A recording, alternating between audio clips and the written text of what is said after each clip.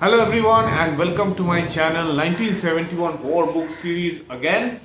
You all are aware of the present crisis situation in Bangladesh, how it has affected the secular and peace-loving people of Bangladesh. It has also affected extensively the Awami League affiliated people and many people who had been supporting the Awami League.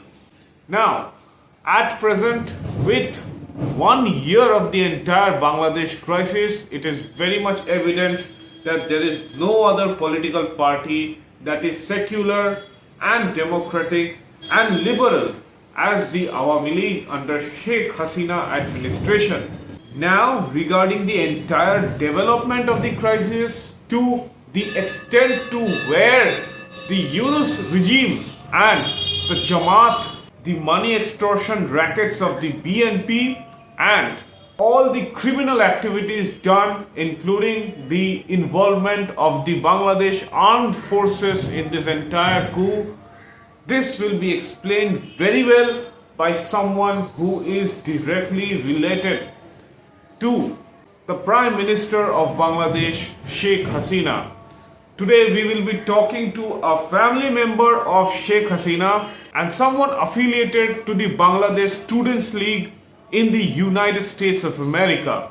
From the US, he and the Bangladesh Students League have been working to promote all the atrocities done by the Yunus administration in Bangladesh, presenting it to the United Nations to appeal and show how the Yunus administration at present is siding with terrorists. You all are aware how much anti-1971 war of liberation is Jamaat and how much anti-secular and anti-liberal and anti-democratic are the elements like Jamaat and its sister organizations.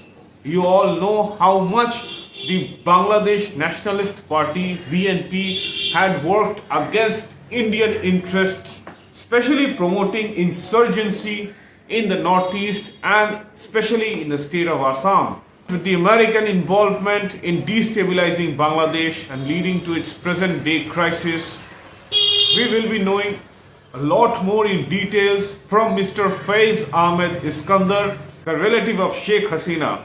His own family had narrowly escaped persecution by the Yunus administration because they had just fled in time before the Yunus administration could get hold of them. His own residences in Bangladesh have been destroyed. Just like many people I've interviewed regarding the Bangladesh crisis, like freedom fighters like Dr. Nur Nabi, Mr. Faiz Ahmed Iskendar will be talking about his own family's instance of escaping this persecution, his own father, and the developing crisis that had resulted in the formation of present-day Bangladesh, literally about to crumble from so many interests prevailing inside Bangladesh, which is completely against the formation and the identity of Bangladesh itself.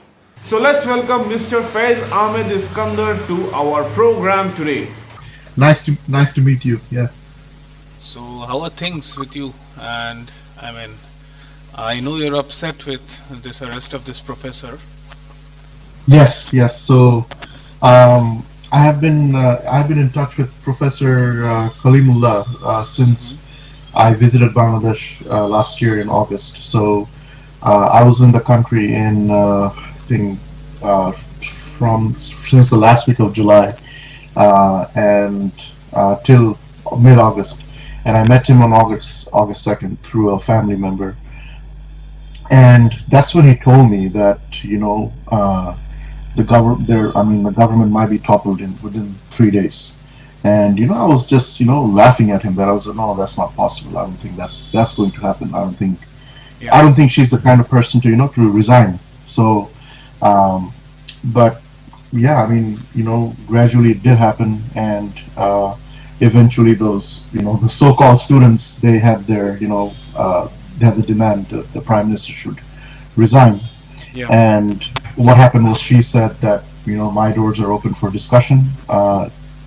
You all can come along, and we can still have some discussion and resolve this.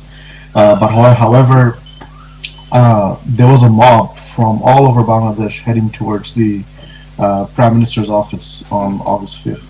That's what that was developing, and I knew that this wasn't really a organic movement, and there was infiltrators, and I knew the movement itself was fine, legitimate. I agree with that. The quota should be reformed. Right. But what happened was there was infiltration from groups like the Jamaat Islami and Hifazat Islam. That's another one, and also the student wing of Jamaat Islami, which is called Shibir. So they infiltrated the entire protest, and they were sort of in a suicide mission, so that they could it can be seen globally that Prime Minister Sheikh Hasina is ordering her law enforcement to kill innocent students. Right. But they were ready to give up their lives for this cause, and eventually, yeah, there were civilian casualties, no doubt about that. But later on, Muhammad Yunus, he himself admitted that this was part of a broader, meticulous design. Meticulous design. Yeah. Yeah. So Before starting, I mean, before we continue with our conversation, I would like go to ahead. I would like to know a bit about your connection with Prime Minister Sheikh Hasina. I'm calling her Absolutely, Prime Minister because she is still the legitimate Prime Minister of Bangladesh. Yeah. So I would like to know a bit about your connection, and I think you are some kind of a relative of hers. If you could explain that Yes. a bit. Yes, I have some kind of a family connection with her. So, I have never really done politics in my life. Neither has my parents, but there's still some family connections. My maternal grandfather, he was the first cousin of Sheikh Mujibur Rahman, and they basically, they grew up together. They had their childhood together. They used to play football together, and later on, my grandfather, he didn't really pursue politics, but obviously Sheikh Mujib did. And but yeah, we still had they had really good relationships as cousins, and so in that way, Prime Minister Sheikh Hasina, she is my aunt. So I have had the opportunity to meet her about, I think, 3 or 4 times in my life, and the last time I met her was during the Holy Artisan attack in 2016. So yeah, what's interesting is that night she was having a iftar dinner for family members, extended family members, and that very night we got to hear that there was a terrorist attack in Holy Artisan, and I remember that we had to abruptly end the program and head home. So that was my last experience meeting her, actually. So yeah. Okay, that is intense, and indeed. And I think you're also connected to the US Chhatro League, right? Yes, correct. So the last 16 years I haven't done any kind of politics. I have always taken politics as granted, and at one point, I myself, I was frustrated with the Awami League and the choices they were making. So I was okay with the 2014 and the 2018 elections, since there was some kind of an opposition.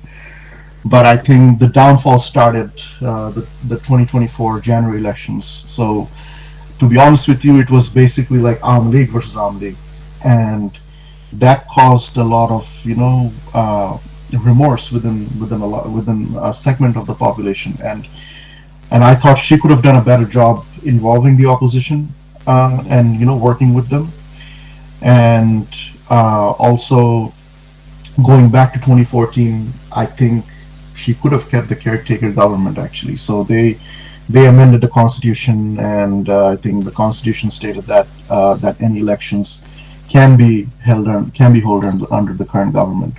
But obviously, political parties in Bangladesh, they have a trust issue. So Right. We can And see that you very know, much exactly, right now. exactly. And the thing is, she wasn't confident in her popularity, but she would have won with a free and fair election either way. Honestly, in 2018, 2014, she didn't have to, manipulate. Uh, but on the other hand, I also understand the fact that we don't have a reliable opposition. So the only secular political party is the Awami League. I You think have the the all only secular and pro-liberation political party is the Awami League, because exactly. in the last year, even if considering the BNP as a political party, it has shown traits of, I would say, going against the very fundamental ethics of the formation of Bangladesh. Yes, exactly. Yeah. And if you see the BNP, they are composed of freedom fighters. There are Yeah, plenty of freedom fighters in the BNP. many. And It was and I founded by a feel freedom fighter. exactly. Yeah, they could have been a very strong opposition if they didn't collaborate with the Jamaat Islam back in Right. 2001. I So think that they started collaborating since 1977.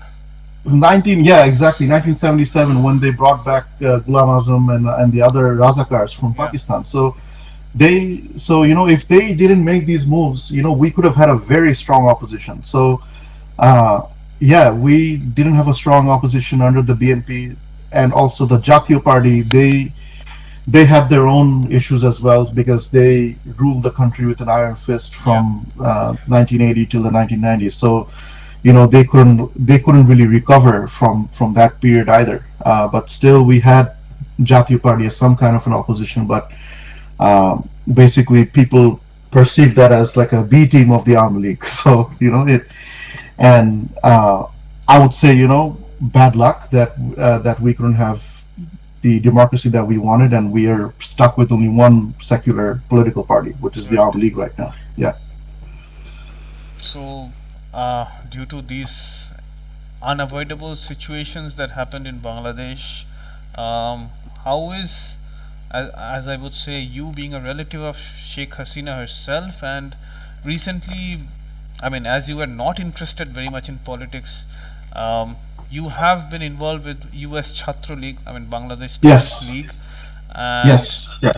what is your current view on this situation regarding, this is a bit complicated of a question, but how is your view regarding the situation between the Bangladesh diaspora present in these foreign nations in their response to this entire 1 year of this Yunus come pro-Pakistani elements taking power in Bangladesh? What do you think Well, about them? the Bangladeshi diaspora, we are still a very divided diaspora, I would say. So, a segment of us, we are trying to fight this Yunus regime. We have tried to contact the ICT. We have tried to contact the United Nations, various media outlets as well. Here comes another question. I'm sorry to interrupt. Yeah, go ahead. ICT right now, I think, is hijacked completely. Exactly. The challenge is Yunus has a very strong international connection with so he's a Nobel laureate, and the West perceives him as the symbol of liberalism and the symbol of democracy, and this is the reputation we are trying to I have tried to contact senators, congressmen. My own congressman in Austin, he is a strong supporter of Yunus, Mr. Lloyd Doggett. So he has been a strong supporter of Yunus, and he has been a strong supporter of this so-called revolution last year. And I have tried to contact him, and I told him that that the United States, they're taking sides of the extremists, and this is a national security concern for the U.S. itself. That I understand that you are concerned about the state of democracy in Bangladesh, but at the same time, you are also unintentionally collaborating with extremists by supporting Yunus. So this is as a diaspora, this is the main challenge that we are facing. That we are trying to change the minds of these lawmakers, of these congressmen, because I think U.S. support is very important for us as well. Right now, they have that support, we don't. So And so this is the best we can do, from outside of Bangladesh, trying to like convince the minds of the congressmen, the senators, and give them the idea that Muhammad Yunus is just another version of Aung Suu Kyi from Myanmar. Right. And But it's not going to happen overnight. We just have to like lead on the fight from here on and see how it goes. It's not like the Awami League hasn't had a downfall before we did in 1975. Everyone thought that Awami League was was over. Sheikh Hasina was overseas, and it was a long fight of over 21 years. Right. That the Awami League had to like face. But this time it's different because the entire party is, probably in exiled or in prison, or some are even dead at this point. So it is a far more brutal challenge. But we are creating this narrative that, which is true, that the so-called revolution last year was infiltrated with extremist organizations, and eventually, there were civilian casualties, and unfortunately the Awami League had to take shelter in India. Right. Most of the members. So this is the narrative the party is focusing, and I personally never saw myself joining the Chhatra League because I didn't like the Chhatra League either. So while Sheikh Hasina was in power, Chhatra League had their own crimes, their own atrocities. I wasn't really fond of them, but by observing Yunus and his terrorist regime for the last 10 months, it has compelled me to join the Chhatra League and take a stand and at least do something about it. And our next project is in September in the United Nations. So I think Yunus and his minions, they're visiting New York in the United Nations. So we will conduct a big protest, which will consist of the Bangladeshi diaspora as well. I think your Awami League activists in the UK, they did a really good job. They did a great job. Yes. Yeah. They did a terrific job. So but right now it's our turn. So and we are waiting for them. So that's all I can say. Now, before going to the main thing that I wanted to discuss, it's pertaining to the 71 war. Before going to that, I would like to know about that you being connected, I mean, of course, you being a relative of Sheikh Hasina, did you witness or experience, or your family, did they experience any problem after the 5 August 2024? Because as far as I know, Awami League activists in Bangladesh, they had faced a lot of trouble, and even abroad. I've seen videos of Awami League activists, Chhatra League activists being beaten up by Bangladeshi diaspora itself who stay abroad in first world nations. So if you could talk a bit about that. Yeah, exactly. So yeah, that's fine. Yeah, so my parents they flew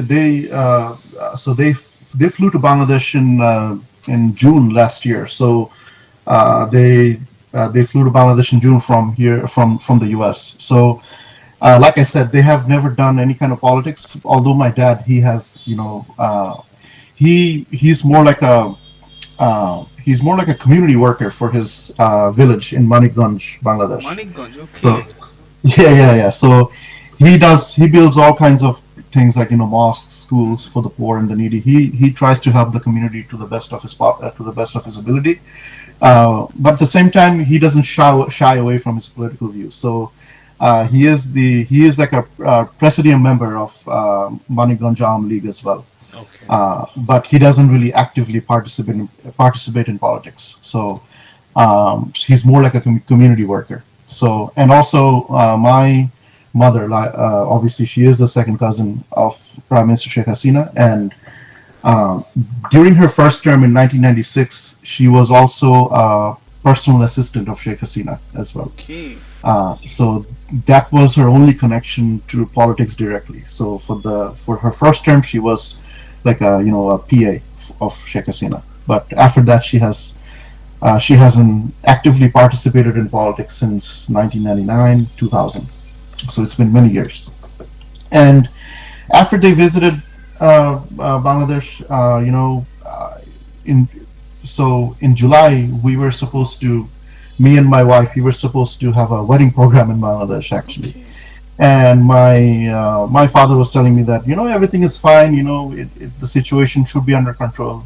I think The protest you had guys just should. started, I guess. Yeah, yeah, yeah. But they were confident that that this quota reform movement. I think, yeah, he was telling me that we just need open communication with the students, and everything should be okay. But obviously, as time was going along, one thing was leading to another, and it was getting worse and worse after the death of Abu Said and Murto.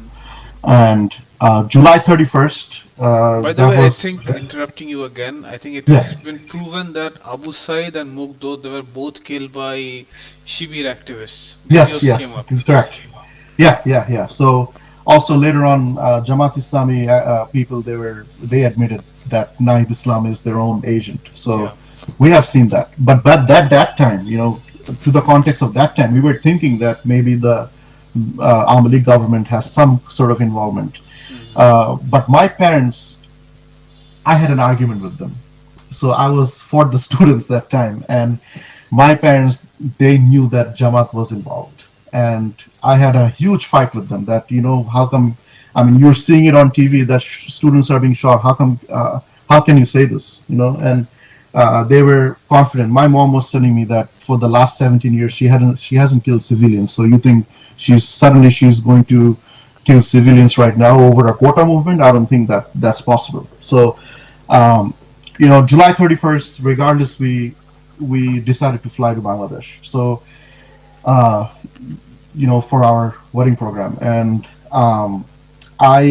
but in the back of my mind, I knew that something might happen in a week or maybe after a few weeks. But at the same time, I knew that Sheikh Hasina was an iron lady. She might not resign. So, regardless of the situation, we decided to fly to Bangladesh because on the back of my mind, I also knew that if the government, falls over, my parents might be in some kind of a trouble. Yeah. So I decided to fly on July 31st, and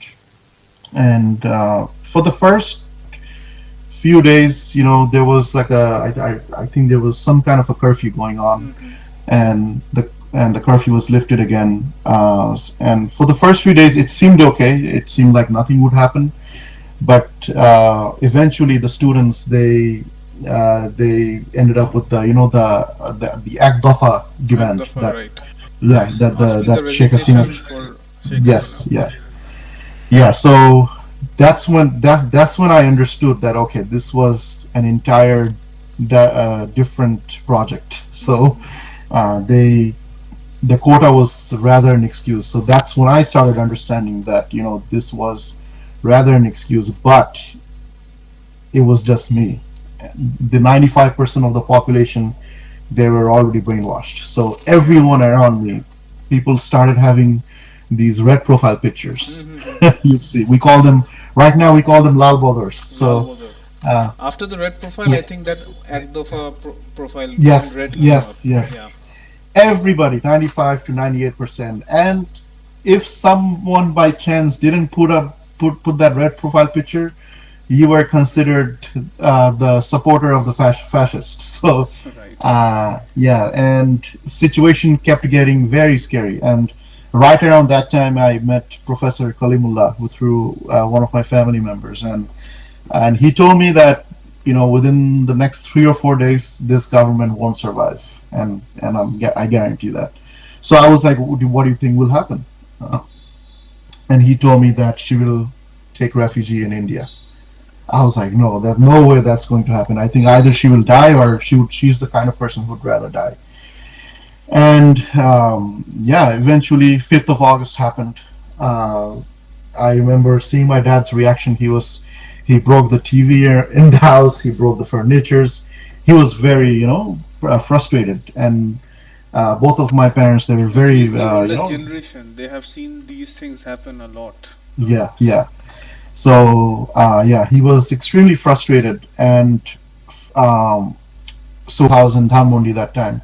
So Sheikh Mujibur's Bangabandhu Sheikh Mujibur Rahman's residence was like 3 or 4 minutes walk, literally. The 32 Dhanmondi. I've been there in And 2022. yes, and 5th of August, I remember the house was surrounded with smokes. We couldn't breathe. And I was wondering where this was coming from. So Sheikh Hasina already flew. We and I personally, I saw people running with swords and the black IS flag. I saw that. IS And flag. yes, yes, Okay. IS flag. Yeah, the black IS flag. I think the Kalima flag. The Kalima is written there, right? Yes, exactly. Uh, and yeah, so the smokes were around the neighborhood, and we couldn't breathe properly. And I was wondering where this was coming from. And later I realized that Dhanmondi 32 house was burning. And you know, I couldn't believe what I was seeing in front of my eyes. I was like, I thought these, these students, they were not capable of doing such acts, because they started the whole movement under the name of Bangabandhu Sheikh Mujib. So I don't know if you saw that. So they were trying to manipulate the entire population by by sharing his speeches that Ebare Shongram, Mukti Shongram. So they were trying to connect this to the Quora movement, and that's how a huge segment of the population, they got emotionally manipulated. And yeah, eventually, yeah, we started seeing his house being burned. I remember we couldn't breathe. And later on, his murals at the airport, everywhere in the country, it started getting vandalized by the mob. um, and we saw people defecating in his statues, and a lot of disgusting scenes was happening around. We Indian Bengalis But were also very hurt and shocked, very much. I understand. Yeah, I mean, I can definitely understand the sentiment. I mean, that Indian Army fought side by side with the Mukti Bahini in 1971. So that sentiment is totally understandable. So I mean, and although within the last few years, relation with India, it was good relation with the government, but people to people, it wasn't the best. It wasn't the best. But yeah, it was still understandable that people from the other side of the border, they were also like feeling upset. And then what's interesting is I started getting all these random text messages that there was this one random guy. He was saying that I know where your family lives. I know what your dad does. I know who your mom is connected to. We know all your movements. So yeah, be very careful.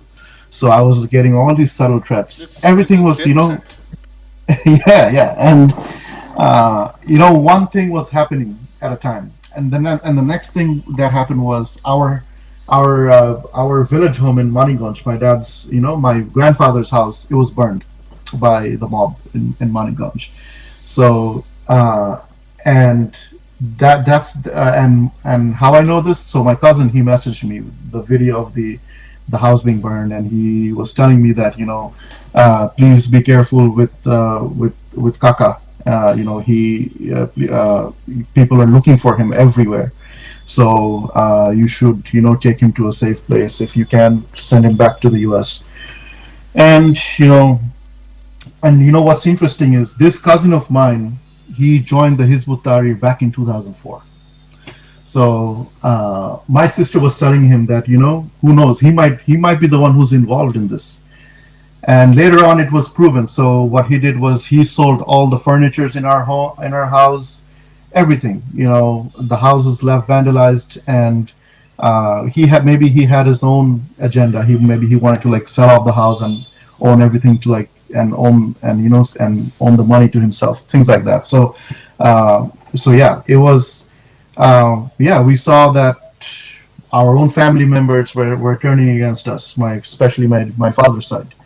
My Um, goodness. yeah, so yeah, it was chaos from one side to another, and after that, obviously, I spoke about that death threat, and that's when I decided, it might not be safe for them to like live in the country, because my parents, they lived in a relatively safe part, which is called Gulshan. Gulshan, right? But even yes, but even in those areas, there were mobs showing up in into like apartments of anyone who is connected to the Awami League. They were looting, they were burning houses, they were vandalizing. So yeah, it was horrific scenes. So with my parents, what I had to do was I had to like keep driving them between Gulshan and Dhanmondi so that they're not in one place for too long. And there was another activity that I saw on Facebook. Someone wrote that my father's passport should be seized. So yeah, one of the guys from Maniganj, I think he was from the opposition, maybe the BNP or Jamaat. He was saying that my dad's name is Ali, so Ali Iskandar. So he said in Bangla that Iskandar Saheber passport seize kora uchit. So he said that, translating that, he meant that Mr. Iskandar's passport should be seized. And yeah, so me and my sister, we were getting anxious one day after another. And also I was checking the ticket prices and everything. Everything was inflated at that time.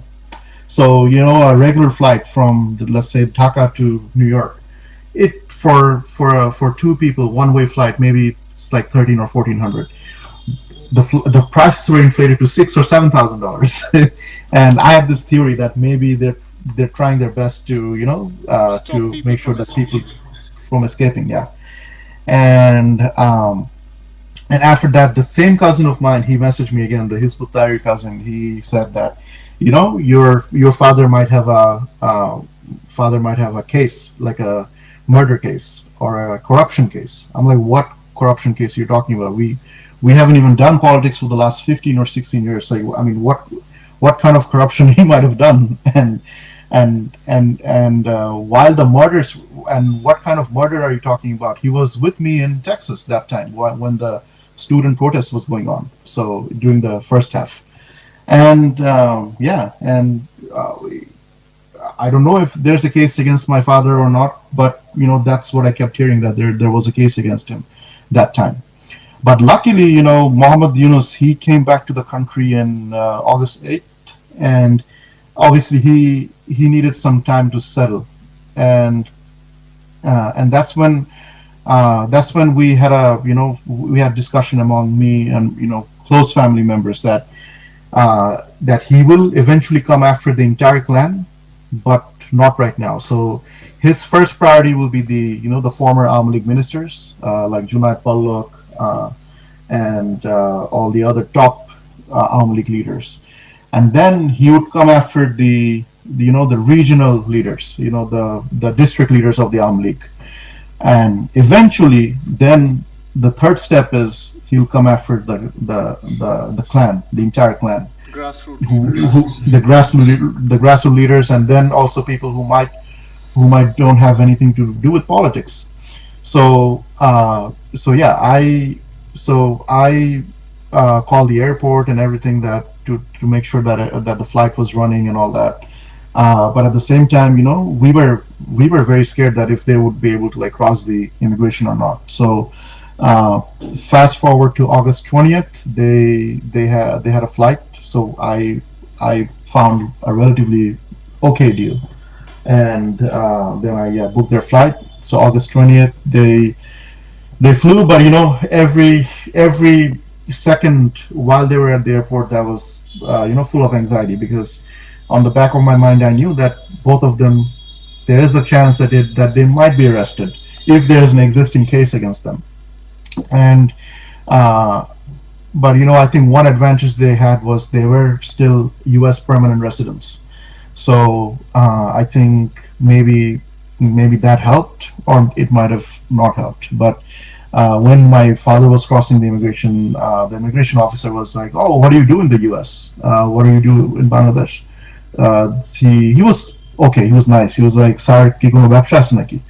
So he was like, my dad was like, yeah, my son and my daughter lives there. So, I'm a retired person, so I just want to visit them, and that's all. So he played cool, and eventually, uh, eventually, they were successful enough to like leave the country, because or else these threats were like coming from everywhere, starting from seizing his passport to, and there was a genuine threat to his life. So yeah, so for the last 1 year they have been here in a safe place with me. And even though, I mean, it's terrible that they haven't even done any kind of political activities, and still they have to be away from their country. And it's a very horrible situation that, the Awami League, it represents at least 40 to 50% of the population. Right. I think Yeah, it's even more now. yeah. So yeah, the last 1 year,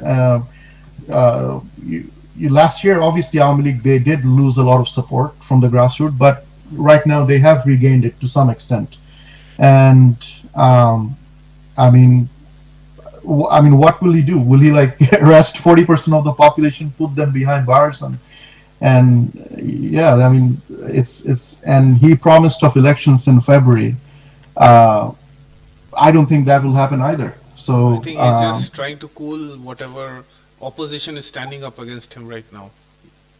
yeah, the opposition, obviously the BNP, they want elections as soon as possible, because they are hungry for power. That I can tell you.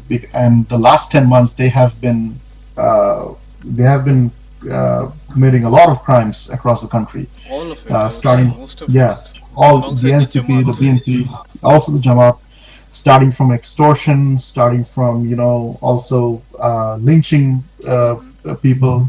Yesterday at Ghazipur, there was a journalist who was killed with a machete. Yeah, literally. Yeah, he was. So he was doing a documentary on extortion from the BNP members, and one of the BNP Chatudal guys, he showed up and he just killed him with a machete in public. Like, and the police, they were pretty much spineless. They just watched. They just stood up and watched. That's it. And this is the situation of the law and order in the country for the last 10 months. So there is no law, there is no order. The police, they have lost a lot of morals, because we have lost about 3,000 of our police officers. So with the Chhatri League, this 5th of August we observed the police killing day. So to us it's the police killing day, because we lost about 3,000 of our police officers. There are accounts of a pregnant police officer being burned in August 5th, and you'd see police officers being lynched in random trees and poles and across Dhaka in August 5th. And to my surprise, the United Nations report was so one-sided, and because they only got one side of the story, they didn't really mention the other side of the story either. And personally, I have always been suspicious of this guy, Volker Turk from the UN. General And Walker, I mean, everybody has been like, on which side he is. it's I mean, it's going difficult to back. understand. So I think I didn't mention this to you. So my mom's hometown is Gopalganj, actually. Okay. So July 16th. So the NCP party members, they wanted to do this thing called March to Gopalganj, Right. but they had a very ill intention. So they wanted to destroy the mausoleum of Bangabandhu Sheikh Mujib, and they wanted to burn his grave as well. And so they came to the area. People were they were okay, and then they started giving a speech. But there were no residents. No one wanted to see them. But in order to trigger the population, Hassan Abdullah, he ended up saying Mujibad Murdabad Murdabad. Okay, and that's when a huge segment of the population, they were very angry. So they started throwing the chairs, and they started they started fighting back. Yeah, they started vandalizing back, because After all, this is the hometown of the father of the nation. I mean, you cannot just come and just disrespect him. And the army, they got protection from the army itself, and the army took them to a police station so that the NCP members are protected. And that's when I realized where the army's loyalty actually lies. It has literally become like a babysitter of the NCP right now. Yeah, right. Yeah. And yeah, they were getting all kinds of protections, and then I think they safely went to the next district, which is Faridpur. But after that, I don't. After that, there was a media blackout. So that night there was a curfew in Gopalganj. Right now, accounts suggest that not a single man are in their homes. It's just mostly, yeah, they're all arrested. It's just people who are living there. It's just females, just women and children, basically. And yeah, we don't have any men. And a lot of relatives of my mom, they're missing. She said that she cannot trace them. She doesn't know where they are. And I believe there's a long-term plan going on with Gopalganj. I think they want to like merge Gopalganj with another district, or even change the name. So and the terrorist NCP, they have. Also use I think, Tahrir. yes, they have already like set up in their mind. They have already decided that no matter what, they will destroy the mausoleum and the grave of Bangabandhu Sheikh Mujib. And the remaining murals and the remaining memories of Bangabandhu Sheikh Mujib, it's only in Gopalganj right now, and it's still untouchable. But I'm afraid, after a few months, that might not even exist, because every single man are already arrested. Some are missing. Some are already killed, and government reports suggest that 5 people died. It has to be more than 5 people. I don't really believe the narrative. 3 weeks ago, I heard that it was 40 plus. Oh yeah, definitely. Yeah, those accounts. It sounds accurate. I remember, I don't know if you've seen that the military was shooting at them, and asking one military each other to shoot. Asking each other, and I saw the military boots on his face, one of the guy's face, and this government is so pathetic. They said that this guy was a Chhatru League terrorist. He had arms with him. These are very ordinary people. So they are more like rickshaw pullers. They are ordinary people with small businesses, small grocery stores. They don't have anything to do with politics, and they were just hurt by the fact that that the father of the nation was getting insulted in their own backyard. They couldn't take that, and I don't think anybody can. If you go to Washington D.C. today and start vandalizing the Washington Memorial, the Americans, they're not going to sit back and just watch. They will fight back. It's the same thing. But unfortunately, the Yunus government, they labeled these ordinary people as terrorists, and right now you don't see Human Rights Watch or the United Nations coming up with these huge reports. Nothing. The international nothing. media is completely silent, and Exactly. the media blackout that you talked about, it was done by Bangladesh media on its own people, because we Indians were getting videos of all the brutalities that were happening in Gopalganj. Yeah. So for me, I wasn't getting the news through the media. It was more like through local Awami League connections, like from home and abroad. We saw So on they were the Facebook. ones. We were Yeah, on seeing Facebook. Yeah, and that place I can only imagine what the people are going through right now. But I hope someday there will be justice for this atrocity. And I also cannot blame the media to the full extent, because after August 5th, a lot of our journalists they have been imprisoned as well. Okay. So yeah, there are accounts of journalists being put into prison, like the pro Awami League journalists, and right now, anyone who doesn't speak in favor of Muhammad Yunus or the NCP, they risk losing their jobs. The mob will show up, because Prothomalo was a very pro secular newspaper, but right now they have even taken over Prothomalo as well, and so they're just handpicking journalists and reporters who fits their agenda and fits their narrative, and that's what exactly is going on, and as a result, you're seeing like a media blackout across Because to Bangladesh. be honest, during those times of Gopalganj incident, I tuned onto YouTube and tried to find the Jamuna TV and other Bangladesh media YouTube channels who promote the news. Right, They were all right. talking about what celebrities in Bangladesh were doing.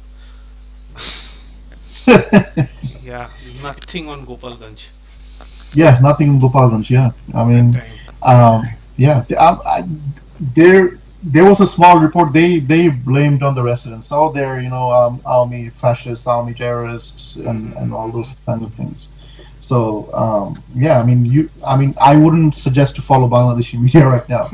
Uh, the last 16 years, if you followed our media, during the talk shows, people were, freely criticizing Sheikh Hasina and her policy. Absolutely. Everyone was doing it. She never paid attention to these things. And someone like Muhammad Yunus, he is intimidated by Professor Kalimullah. He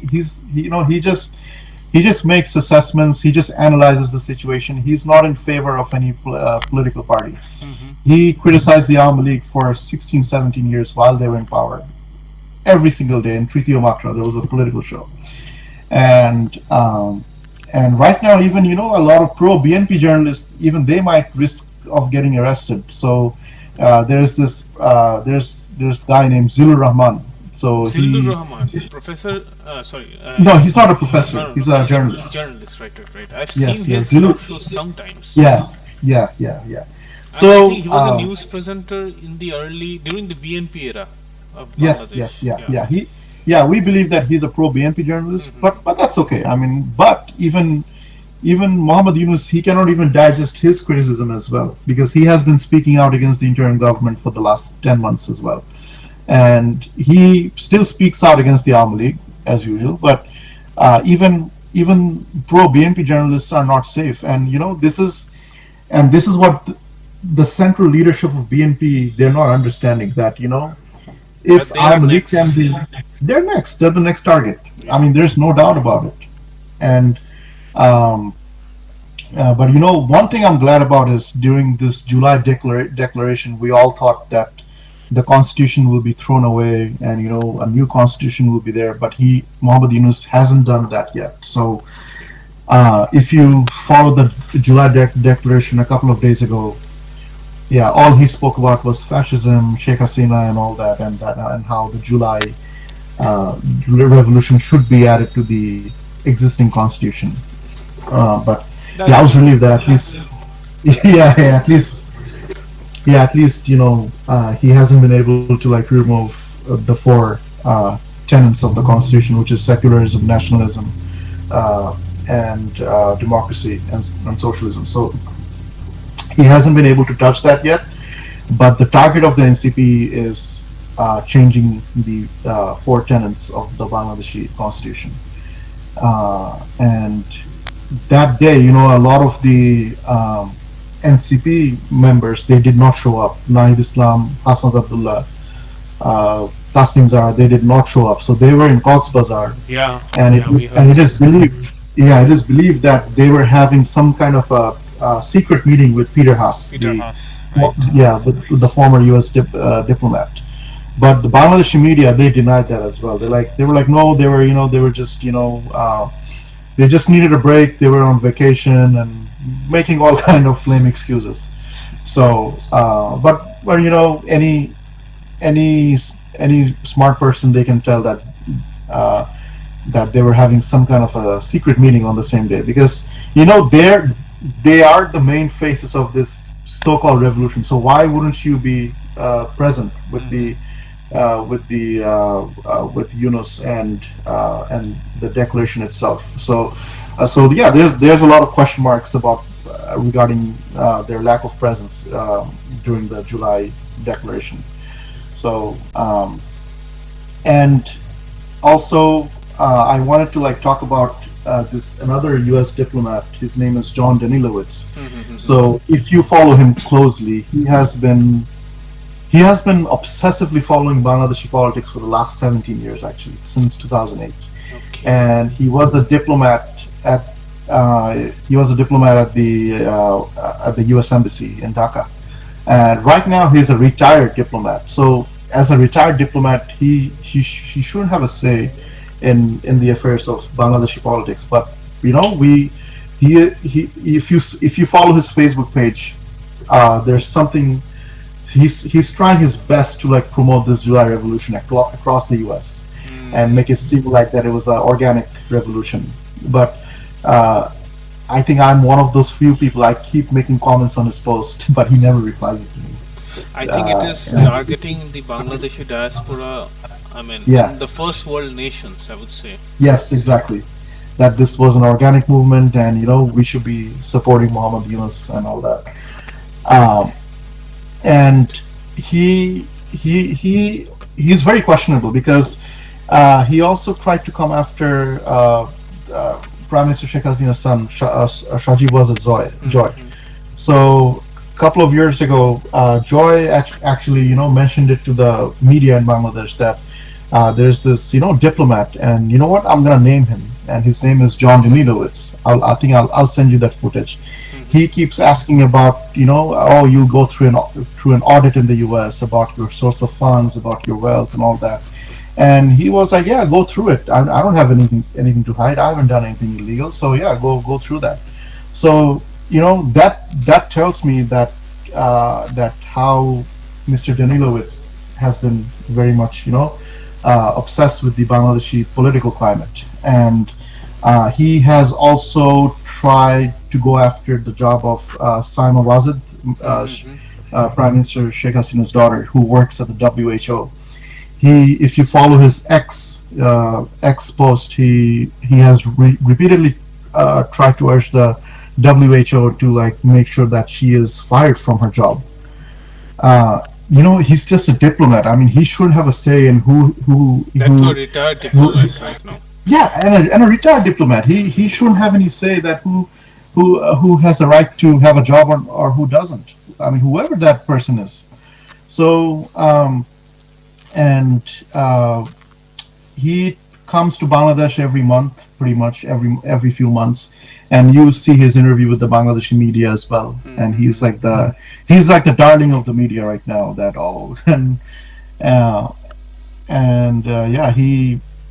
He has some kind of an ulterior motive, and we largely believe that him and Donald Lu, they were involved, connected to the regime change operation last year.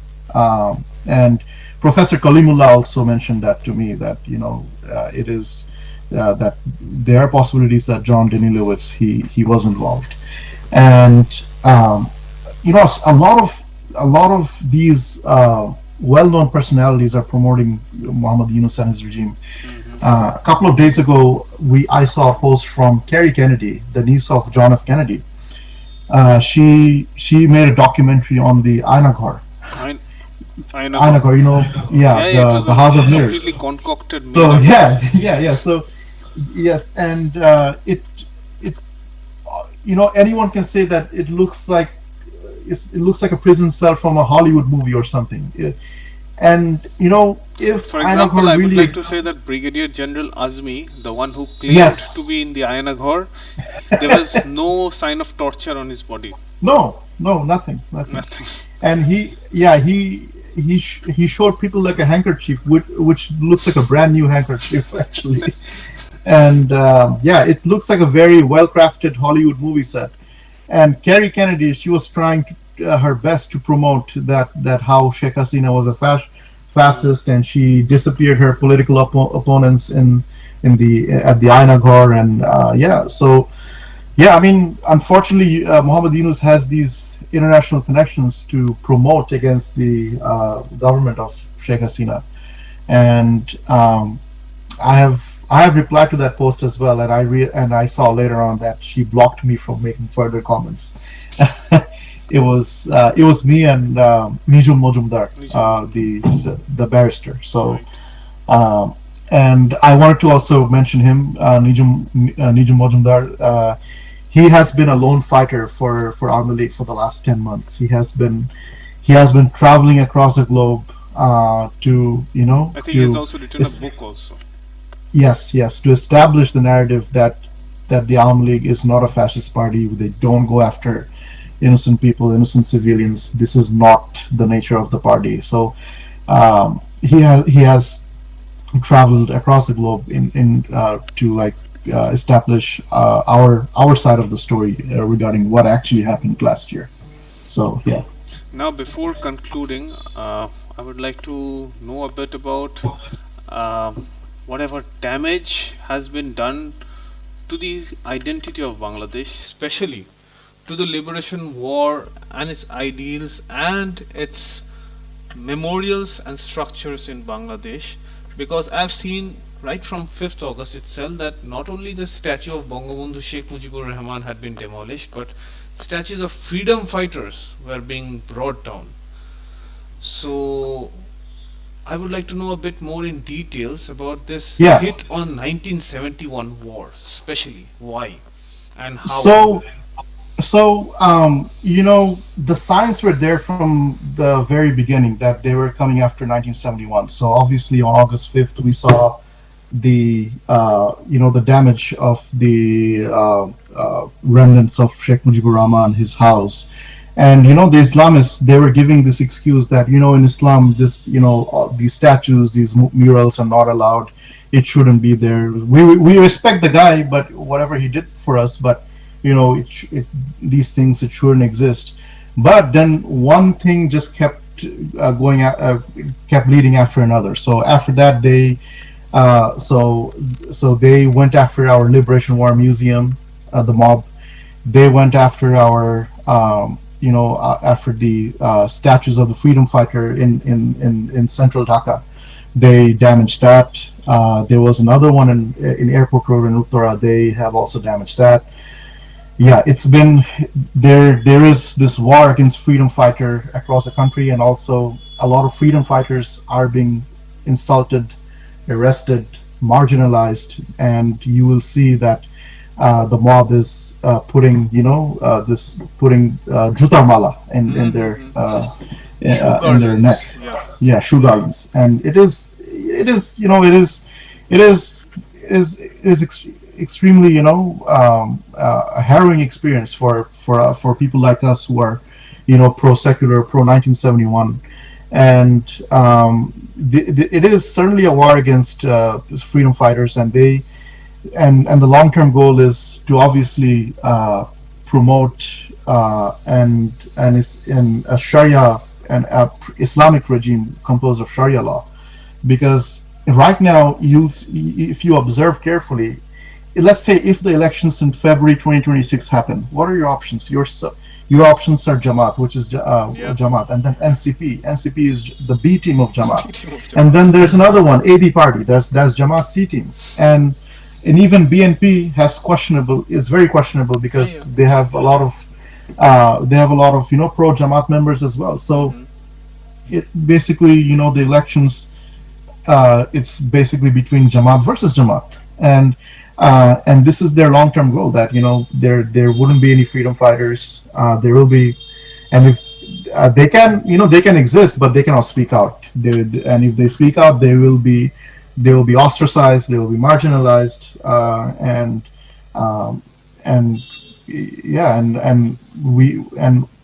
I hope we don't see this continuation of this insult of the freedom fighters. But there are a lot of brave freedom fighters as well. I can name Mr. Fazlur Rahman, who is with the BNP. Although he's with the BNP, he's a very outspoken person. I think Dr. He has Zirai been. Panna is another. Yes, Jedi Panna. He's another one, and Mr. Panna, he also he declared, I think yesterday, that they are going to like pay their respects in Dhanmondi 32 and 15th of August, Okay. and he doesn't care what the outcome is, he will go, and even if no one else shows up, he would. So he urged, all the other freedom fighters to show up as well. And okay, and one credit I would love to give the freedom fighters is, I said that Yunus didn't really change the constitution like in 3rd or 4th of August. So before that, before that July declaration happened, the freedom fighters they got together and they warned Yunus that if any major changes happens to the constitution, if the constitution is completely disregarded, they will go for an armed struggle. And Mr. Panna said that I have surrendered my weapons, but I have not forgotten my training. Yes. So I think that declaration really helped, and eventually Muhammad Yunus, he didn't have the guts to change the constitution itself yet. And yeah, these are the freedom fighters who still have to carry on. My father himself. I wish more freedom fighters were like this, but Yeah, unfortunately, yeah. I've seen many freedom fighters taking the side of Yunus also. Yes, that has also happened. Unfortunately, they have their own political vendetta. They have their own agendas. So Yeah, you were saying something that about your father. Yeah. yeah. My father himself, he's also a freedom fighter at My the time. respects to In him. 1971, he was 14, and he was basically he didn't really fight physically. He was more like a spy. He used to spy on the Pakistani army, and he used to report it to the senior freedom fighters regarding what's happening in the camps and whatnot. So yeah, he was more like an informant. Okay. and and I just hope that there's an end to this, because right now I thought that maybe a segment of the military is pro-liberation. They might be, but there's not a significant of them. This major Right Sadiq's now, case that came up, I think some are still there. yeah, Major Sadiq. I'm still not sure that whether he conducted the training of the Awami League, the guerrillas Maybe in he a was convention given hall. a fake case, I would say. Yeah. I think it's a fake case, and Awami League, itself, they have started a culture of fear mongering. So you'd see that the Yunus government, they have been very panicked for the last few days. Yeah. So yeah, August 1st to 8th is like they expanded the security across the country, and yeah, it's the atmosphere in the country is like, oh, Awami League has to say, the people are scared right now, and yeah, good. I mean, my credit goes to the Awami League leadership for instilling this fear, because I don't think they should be allowed to remain calm and relaxed. No Yeah. way. So And I think 80%, at least 80% of the people do want Awami League back. yes, especially the rickshaw pullers. So they have been the greatest supporter of the Awami League. You'll see a lot of footages. They're not scared to speak their mind, and I can tell you a story. So one of my wife's friend, she was taking a rickshaw the other day. So I believe maybe she is pro Yunus. So she was like, okay, I'll pay you extra money if you take the other side, if you take a shortcut. And the rickshaw puller was like, you know what, I won't. Just keep your money. I'm just taking the usual path. And she's like, no, I'll pay you extra. So, and then the rickshaw puller was like, oh, what are you? Are you like one of those students? You students have made this country a living hell. And then she was like, what are you, like an Awami League supporter or what? And he was like, you know what? Yes, I am. I do support the Awami League. What are you going to do about this? So there's this pent up frustration among the laborers, among the rickshaw pullers, and they have they have a frustration among the young people of Bangladesh right now, and they blame the Gen Z population entirely for for making the country like a living hell. So and they desperately want to go back to how things were before August 5th, because they were making more money. A lot of the grocery items were cheaper, and they want to like go back to that life again. So, and I don't blame them for it. So yeah. Wonderful. I mean, wonderful of a, I would say, description of all the things that you have talked about. And Yeah. I mean, I hope the situation changes, because many people like you and your family, they are actually, I would say, who had nothing to do with politics, they have been hounded like anything. I've heard stories like that a lot happening in Bangladesh. I hope the Yeah. situation Yeah. changes, and Yeah. some of you pro-liberation war elements can at least help in what kind of rebuilding you can, so that your country get back to that element of 71 war on which it was built on. Yeah. Yeah. I mean, our first job is to like take Awami League out of the WhatsApp groups, the Telegram groups. I think a lot of these groups are being hijacked by the NCP and the Jamati supporters as well. So they have been disrupting our meetings, especially the Prime Minister's meetings as well. And yeah, so I also truly thank the Indian government for taking a stand and protecting our Prime Minister and all the the Awami League leaders as well. So and I hope. And the last thing I heard is she did have a public meeting with, I think, 4 or 5 close Awami League leaders, and I hope we have more of these public meetings and not like through Not devices. through the online. Yeah, let's make it more old-fashioned. So yeah, I just wanted to like thank the Indian government for their assistance at this time, just like they stood up back in 1971. Thank you so And much. yeah, and one major thing I would hope for is make a lot of changes in leadership, and I think we need that. We have a lot of corrupt people in the leadership, and there has to be some kind of a change. And I hope the Prime Minister, she pays attention to these demands from the grassroots League Grassroots members. leaders, I mean, who are Yeah. suffering the most right now, I would say, in Yeah, Bangladesh. yeah. And I can name them. I can name one of them. We don't want Obaidul Qadir. We don't want him. No way.